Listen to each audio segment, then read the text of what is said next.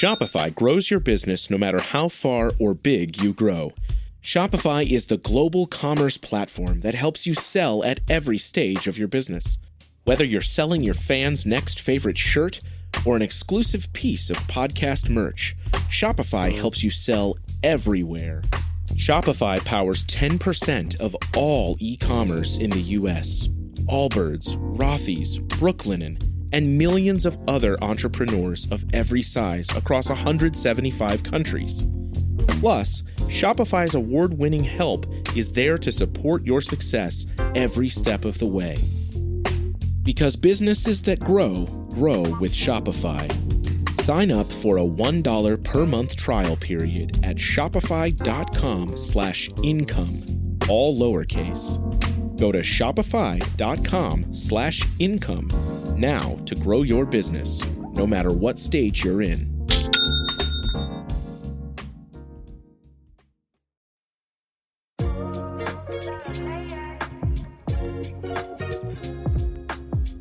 If you've never been to a local track workout in town, let me paint the picture for you.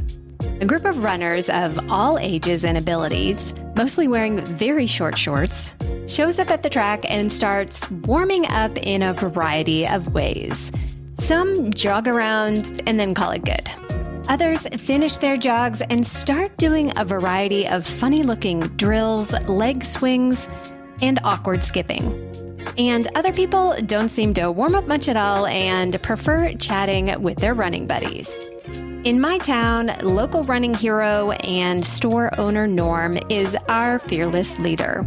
He calls the group over and reveals the evening's workouts, which remains secret until that very moment.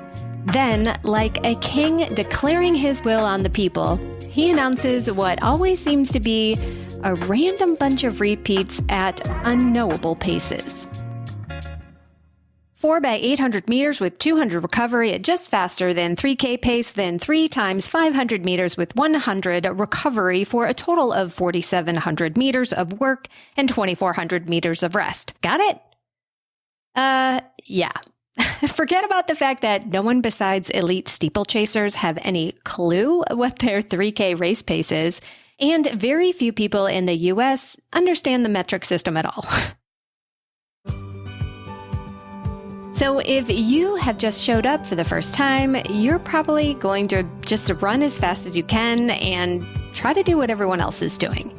At first, you'll be so concerned about what you should be doing for the intervals that you're not even thinking about the rests. That is until you see what everyone else is doing. Some people get to the end of the interval and just stop. Others will walk a bit and then jog. And then others seem to be jogging the entire thing, never really getting a rest, before speeding up again for the next run.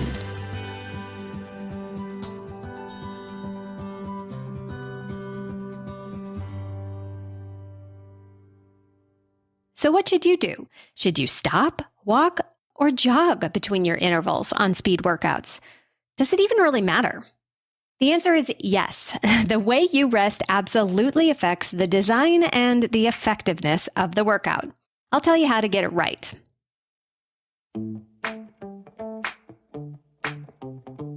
Welcome to The Planted Runner. I'm Coach Claire Bartholic, and my mission is to help you improve your running, your mindset, and your life with science-backed training and plant-based nutrition. In this episode, you'll learn how to rest during your speed workouts, how to decode the purpose of a workout so you can figure out how to run it, and why the rest period has just as much value as the speed work. And at the end of today's show, right after the Mental Strength Minute, I'll announce this month's winner of our Apple Podcast Review Contest. Anyone can win just by leaving a 5-star review of the show. I'll choose one random winner to win a free signed copy of my book every month this year. Or you can just go ahead and order my book, The Planted Runner, Running Your Best with Plant-Based Nutrition, wherever you get books, or request a copy from your local library.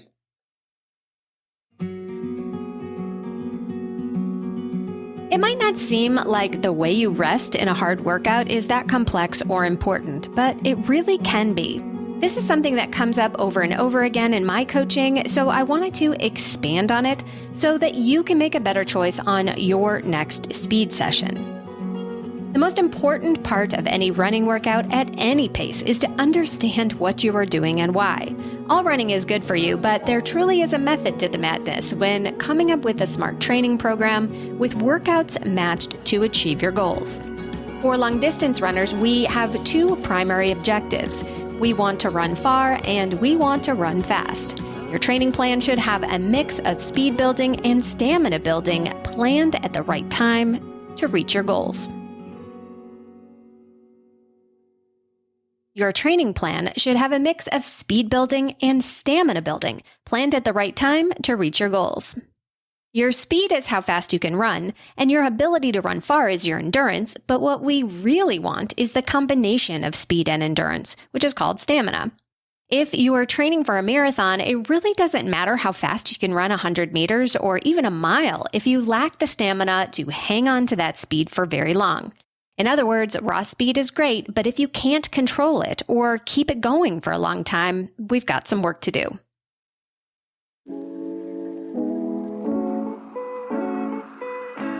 Building endurance is simple, but it doesn't mean it's easy.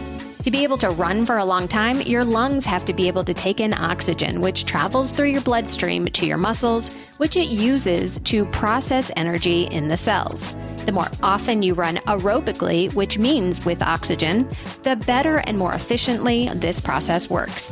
Aerobic running is the long, slow, easy running where you're comfortable and you can talk easily with a friend or sing along to the music in your headphones. Aerobic running is so important to building endurance that it's recommended that 80% of the running you do all week is in the easy zone. Not only does it build a huge aerobic engine, but all the time on your feet prepares the legs by gradually and safely building up the muscles, tendons, and bones. Powerful lungs are great, but if you don't take the time required to build up the legs, you're not going to get that far.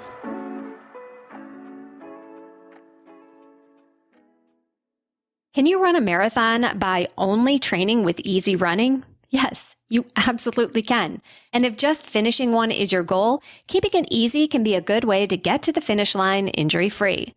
But most runners want to get from point A to point B a little faster than they did last time, or they want to beat their little brother's time, or they want to be able to say they ran a marathon faster than Oprah. Whatever your motivation is to get faster, you need to run faster.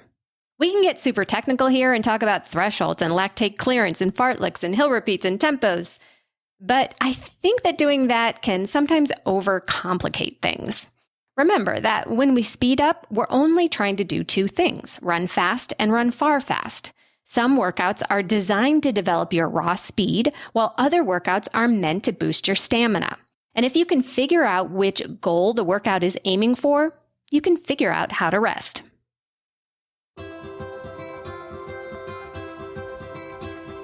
Speed development workouts tend to be shorter, faster segments with longer rests. The goal is to teach your brain to tell your legs to move quicker and faster than before. It takes a lot of power and energy to run just about as hard as you can for a short period of time. And if you're trying to touch the highest end of your raw speed, getting in full recovery in between sets allows you to maintain your pace over multiple intervals. A speed development workout could be something like 200-meter repeats where you charge a half lap around the track and come to a standing stop as you catch your breath. If you're bent over at the waist with your hands on your knees, that might be a good sign that you went too hard, but occasionally that will happen on these kinds of workouts. If it happens every rep, you'll want to slow down the remaining fast segments to a more controllable pace, because if you don't, your exhaustion will force you to slow down anyway. Far better to drive the bus yourself than let fatigue, or worse, injury, take the wheel.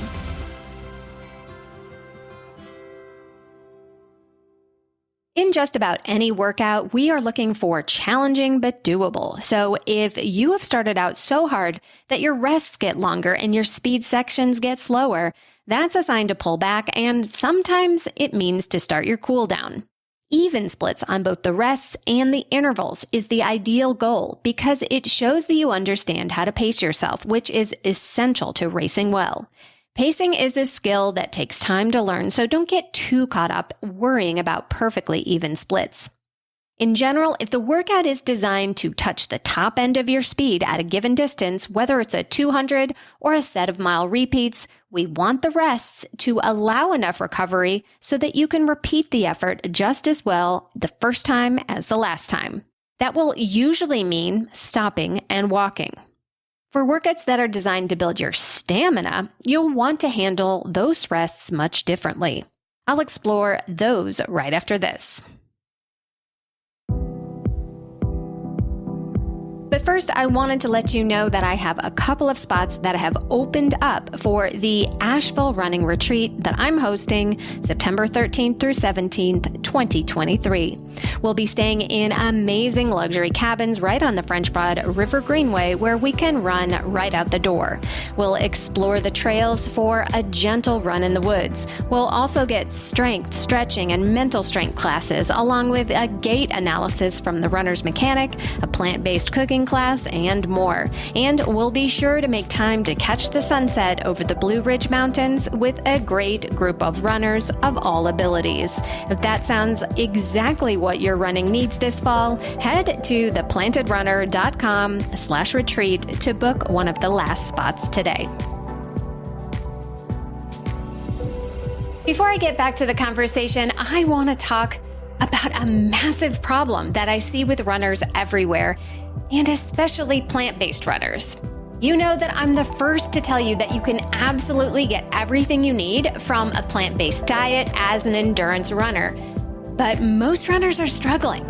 With our busy lives and time-consuming training schedules, making sure that you get enough to fuel your training and making sure that it's actually optimal for your health and performance is a real challenge. So that's why I tell all my athletes to make nutrition simpler and get Neurify Plus by Previnex. In less than a minute, you can mix their superior quality protein shake up with just water in a shaker bottle, and it actually tastes delicious. That is not the case with other plant-based powders I've tried. You can enjoy Neurify right after a workout, knowing you are getting everything you need for muscle repair, with none of the junk that you're going to get in one of the lower quality powders. Another cool way to use it is to mix up a couple of scoops with water or warm plant-based milk right before bed. Studies have shown that taking 20 to 30 grams of protein right before bed is the optimal time for protein synthesis and muscle repair that we all need. Look, this is the only product that I'm working with, and that's for a very good reason. I believe in Previnex quality, their mission, and I use Neurify Plus myself. And I'm not the only one. Lindsay Hine of I'll Have Another, Jason Fitzgerald of Strength Running, Whitney Hines of the Mother Runners, Elite Athlete, Emily Infeld, and so many others in the running world are passionate about Previnex too.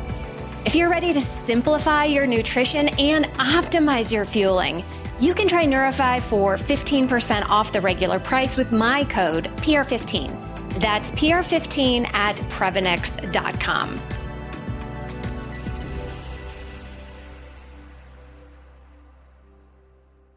Women's Running Stories, where we explore the intersection between running and life.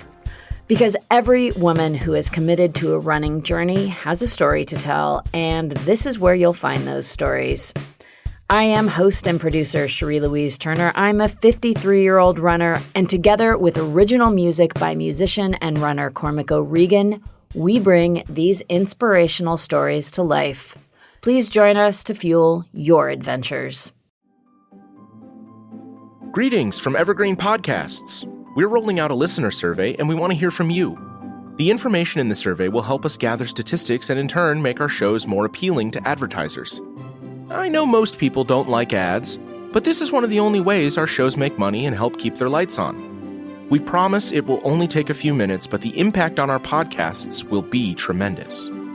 As a token of our appreciation, we'll randomly select one lucky participant each month to win an exclusive merchandise package from Evergreen Podcasts. Head to evergreenpodcast.com/listener-survey to help a show and possibly get some free stuff for doing so. We can't thank you enough for the support. Now back to the show. Many speed workouts are not actually designed to boost your speed. They are meant to extend the speed you already have or to build your stamina. So your rest periods should be different than for high-end speed work.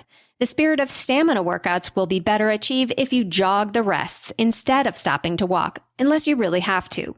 Typically, those workouts involve longer intervals of perhaps 2 miles with jogs in between, but that's not always the case. One of my favorite stamina building workouts is an alternating 200-meter workout.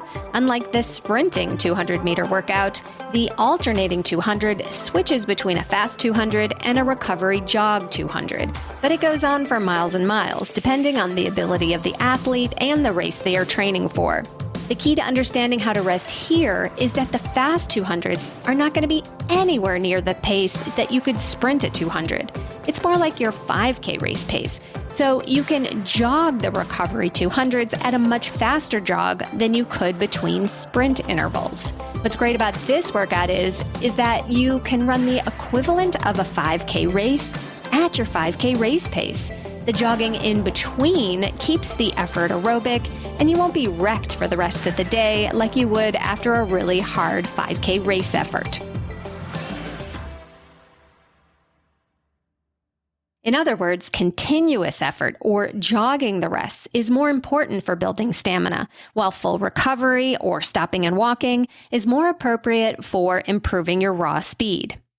All that being said, we don't live in a perfect world, and some days are harder than others for lots of reasons that have nothing to do with running. You could start out a stamina workout with every intention of jogging the rests, and by the 8th interval, you need a walk. That is perfectly fine. Walk, regroup, and get back at it. The workout is not ruined. You are not a failure. You are still working hard and improving your skills. Many times, you can recover enough to get right back where you want to be. Other times, a workout will go south, and no matter how you rest, the wheels fly off the train and you can't get back on. You can try again, but if your form is falling apart and you can't get anywhere close to where you need to be, that's a sign to go ahead and cool down. One workout isn't going to make or break you unless you don't learn from it. The most important takeaway is that you should value the rest as much as the running and try to be as consistent with those as you can. Once you understand the reason why you are running what you are running, you can get the most benefit out of the workout and eventually get from point A to point B faster than you ever could before.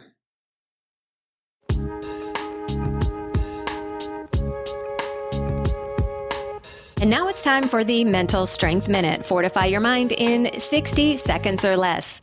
Today's topic is spend time at base camp. If your goal is to climb Mount Everest, it's not a good idea to hike straight from sea level and expect to get to the top safely. You need to train just to get to base camp and get used to spending time there before you ever begin your ascent. The same is true of running long distances like the marathon and beyond. If you want to run a marathon and you just started running last week, expect to take a year of getting acclimated to running before you plan your race. Start with smaller races like 5Ks and 10Ks and see if you enjoy it before tackling distances that your body needs time to prepare for. Building your fitness gradually does take patience, but you are more likely to reach the summit with a smile.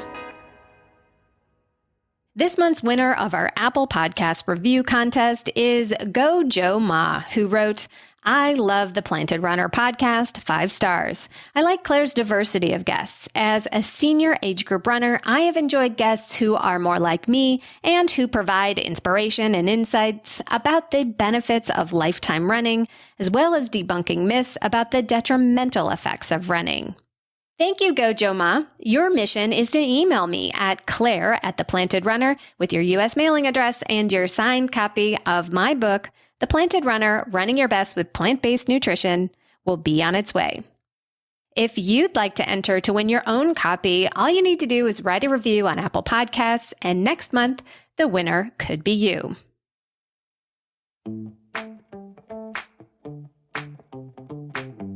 Thank you for listening to or watching The Planted Runner, part of the Evergreen Podcasts Network. Reviews are the #1 way to boost this show's reach, and it's a great way to tell me what you'd like to hear next. because I read every single one. Have a great run today.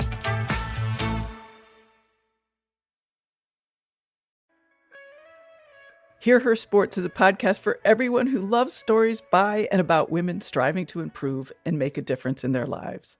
I am your host, Elizabeth Emery, a former professional cyclist. In every episode, I introduce a female athlete or woman in the business of sport through a thoughtful conversation about who they are and the terrific work they're doing. My guests and I explore the glorious and frustrating issues in sports, history, equity, training, nutrition, and so much more. Join us for inspiration, for community, and for love of being a strong, athletic woman.